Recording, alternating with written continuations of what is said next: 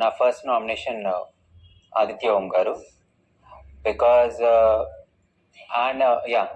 ఆయన దగ్గర నేను స్మైలింగ్ ఫేస్, అందరితో పలకరిస్తూ ఎంతవరకు మాట్లాడాలి అంతవరకు కన్స్ట్రక్టివ్ టాక్స్ చూశాను. And at the same time టాస్క్లు ఆడేటప్పుడు చేసేయాలి అన్న ఈ కసి కూడా చూసాను. సో రెండిట్లో ఏది ఎంతవరకు రియల్ అనేది నాకు అర్థం కావట్లేదు ఇంతవరకు. అండ్ ప్రతి మనిషి దగ్గరికి వెళ్ళి ఆ మనిషి గురించి ఒక కన్స్ట్రక్టివ్, ఒక పాజిటివ్ వర్డ్ వేస్తున్నారు. సో అది నాకు సేఫ్ ప్లేనా, లేకపోతే నిజంగా మనిషి పర్సనాలిటీ అదేనా?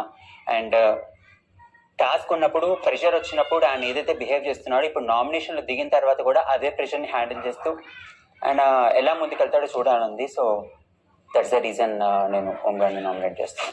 మీరు ఇది చేసింది నామినేషన్ కాదు, నా పబ్లిసిటీ, నా ప్రమోషన్. నాకు ఈ బిగ్ బాస్ కార్యక్రమం గెలవడానికి మెయిన్ రీజన్స్ అన్ని ఒప్పుకున్నా. నా రియల్ ఫేస్ ఏంటి అది స్లోగా జనాలకి తెలుస్తుంది. ఇది ఒక మంచి ప్రోమో నా కోసం. ఇది నేను అనుకోలేదు లైఫ్ లో. నేను నా గురించి అంత మంచిగా చెప్తాను. Thank you so much, I love you.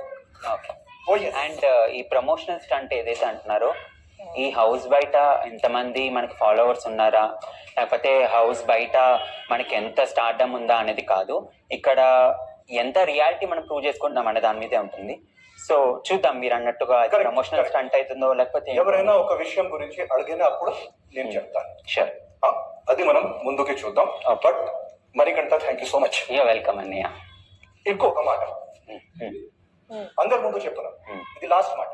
నేను మీకు ఒక మాట ఇచ్చాను కదా, నేను మీకు నామినేట్ చేయను ఇచ్చాను కదా,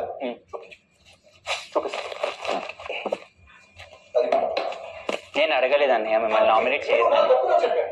లేదు, అది మీ గొప్పతనమేమో, కానీ అది నేను అడగలేదు మిమ్మల్ని. అంతే దాకా ఎందుకు money. I love you.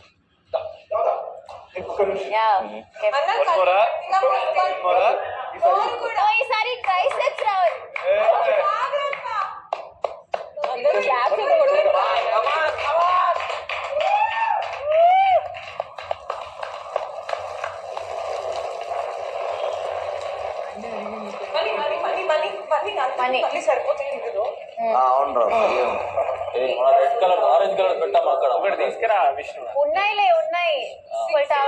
Orange colour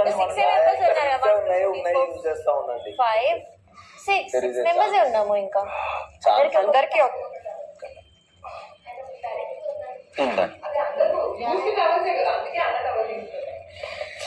double ఎవరు లేపేసి మళ్ళీ ఎవరైనా పిలితే ఆడే ఉంటది. బెడ్షీట్ తెచ్చుకున్నావు కదా. ఎవరైనా నాకు సీట్ కోసం గైడ్ చేస్తారు. బడి ఉంది కదా,